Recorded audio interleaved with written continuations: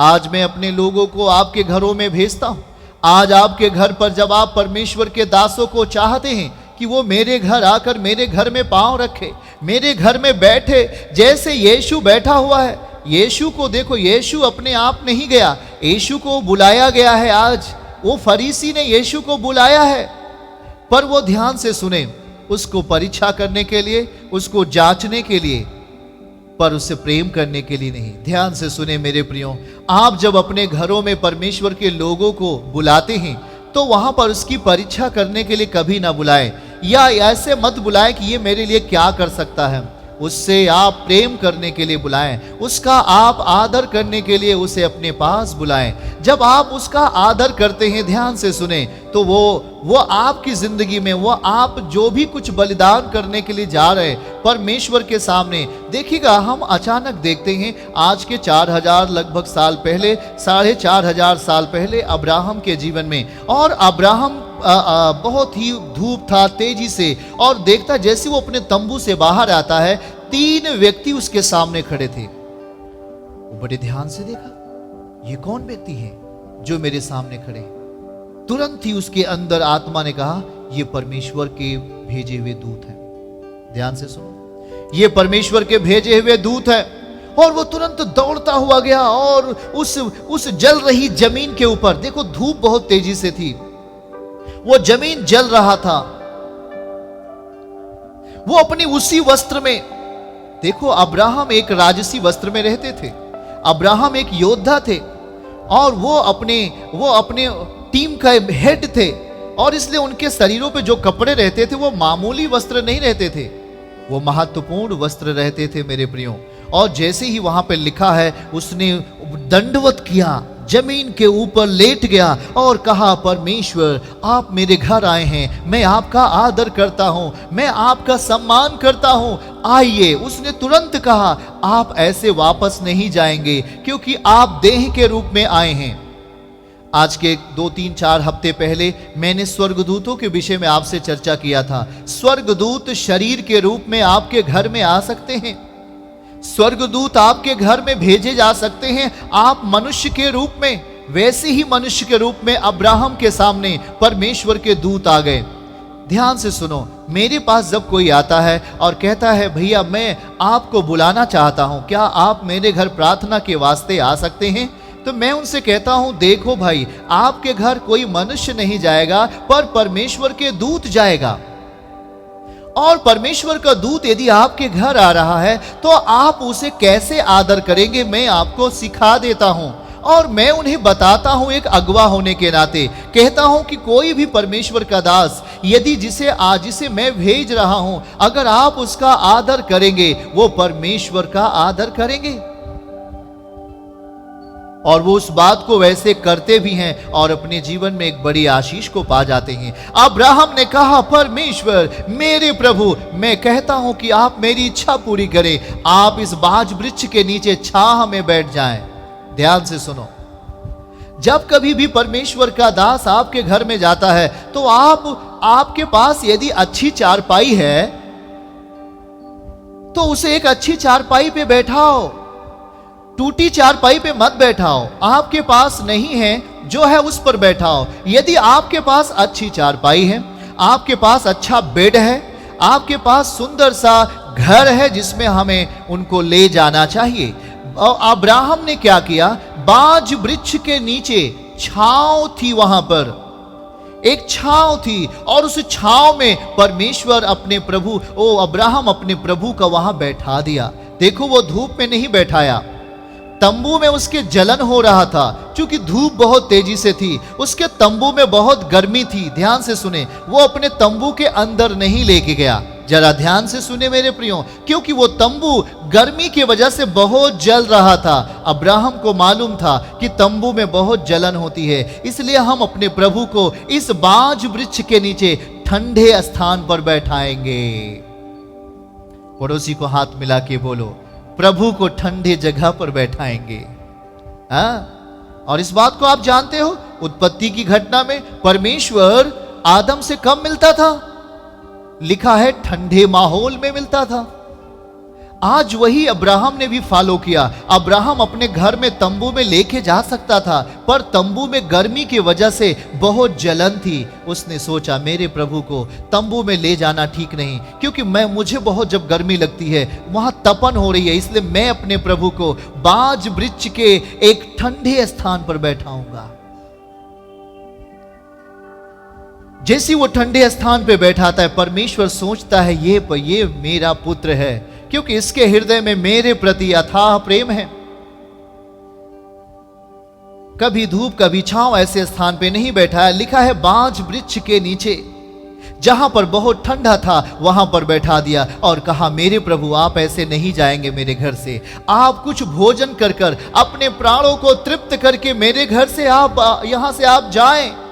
उसने कहा जल्दी कर। और वो अब्राहम अपनी पत्नी को कहता है कि हे सारा, तू जल्दी से अच्छा खाना बना।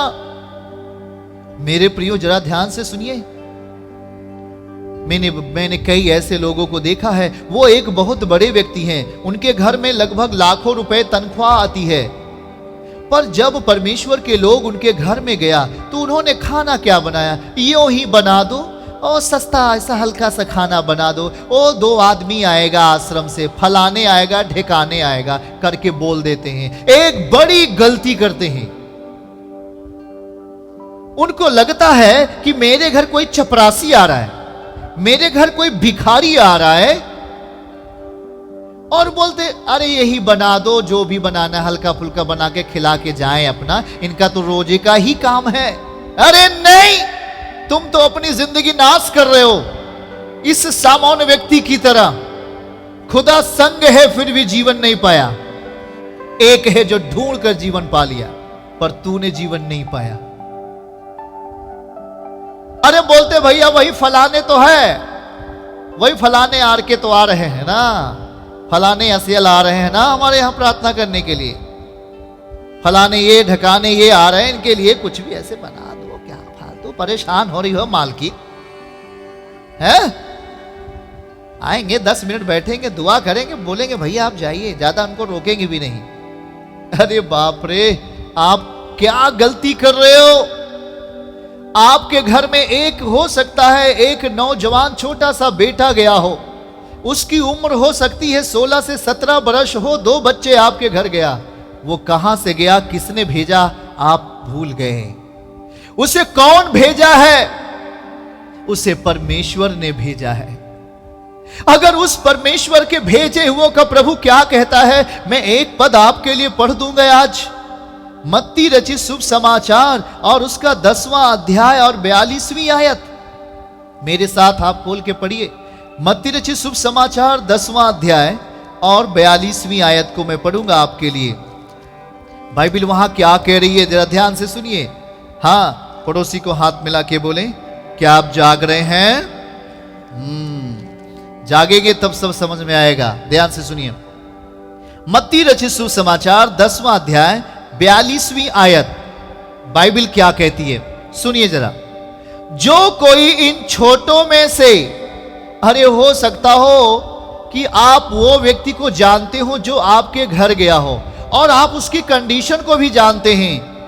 हो सकता है वो आपके जैसा धनवान नहीं है, हो सकता है आपके पास 4 व्हीलर गाड़ी है पर उसके पास 2 पहिया वाहन है, हो सकता है उसके पास साइकिल हो, पर वो देखिएगा, जो कोई इन छोटों में से एक को मेरा चेला जानकर केवल 1 कटोरा ठंडा पानी पिलाए, मैं तुमसे सच कहता हूं कि वह किसी रीति से अपना प्रतिफल ना खोएगा। पड़ोसी को हाथ मिला के बोलो, किसी रीति से अपना प्रतिफल ना खोएगा। किस वजह से? वो जो छोटे बच्चे आपके घर गए हैं, उन बच्चों का आपने प्रभु में, प्रभु के वास्ते, प्रभु के स्थान पर आपने उन छोटे बच्चों का आदर यदि आपने कर लिया, तो आप अपनी जिंदगी में जो 20 लाख रुपए खर्चा कर दिया, जो 50 लाख खर्चा कर दिया, आपके जीवन में वो चीजें नहीं आई। पर आज परमेश्वर के द्वारा भेजे गए 2 बच्चों का आपने आदर किया, उनको पैरों को चूम लिया, उनको आपने सुंदर से सुंदर खाना खिला के उनको खिलाया, उनका आदर किया। आप अपना प्रतिफल कभी न खोगे। आप वो चीजें प्राप्त करने जा रहे हो जो 50 साल से आपके पूर्वजों ने नहीं प्राप्त किया। आप वो चीजें पाने जा रहे हो जो आपके भाइयों ने, आपके पिता ने नहीं प्राप्त किया। आप वो चीजें आपके सामने आने जा रही है यीशु मसीह के नाम में। यह है आदर करने का बल। और अब्राहम ने कहा, पर प्रभु मैं आपके लिए सुंदर सा खाना बनाऊं। शायद वो खाना वो जल्दी ना खाता रहा हो, पर उसने सुंदर सा खाना बनाया। जब आप पढ़ेंगे उत्पत्ति उसके 18 अध्याय में, उसने सुंदर खाना बनाकर परोसा और कहा, प्रभु आप इसे खाकर अपने प्राणों को तृप्त करें, क्योंकि वो मनुष्य के अवस्था में आए थे, वो मनुष्य के शरीर में आए थे। और उन्होंने खाया, और जानते ही जैसे ही वो जाने लगा, स्वर्गदूत जैसी प्रभु जाने लगा, उसने कहा, आपकी पत्नी सारा कहां है? ओ प्रभु वो टेंट के अंदर है। उसने कहा, सारा तू गर्भवती होगी और एक संतान को जन्म देगी। सारा इस बात को सुन रही थी। शायद प्रभु टेंट के नजदीक ही आकर खड़े हुए गए थे। दूत, परमेश्वर के दूत टेंट के निकट ही आ गए थे। और सारा हंसी, मैं तो बूढ़ी हो गई हूं, मेरा गर्भ सूख गया है, क्या हो सकता है? दूतों ने कहा, सारा हंस रही है? ओ मैं सच बोलता हूं, मैं सच सच कहता हूं, आने वाला बसंत ऋतु सारा के गोद में एक बेटा होगा, उसका नाम इसहाक रखना। हालेलुया। और वो ये बोल करके कुछ बातों को और करके वहां से चल दिए, जिसको आप आगे पढ़ लीजिएगा।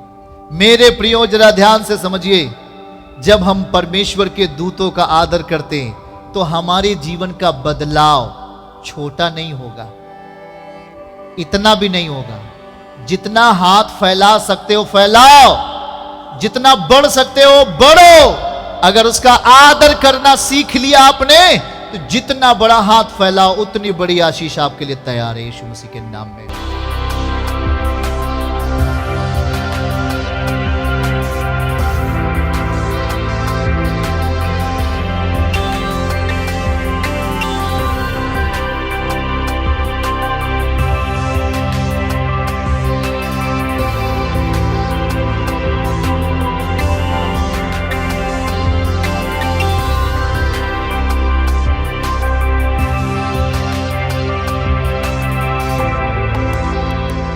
यीशु आश्रम मिनिस्ट्रीज की हर लेटेस्ट अपडेट को पाने के लिए हमारे YouTube चैनल को सब्सक्राइब करें और नोटिफिकेशन पाने के लिए बेल आइकन को जरूर दबाएं।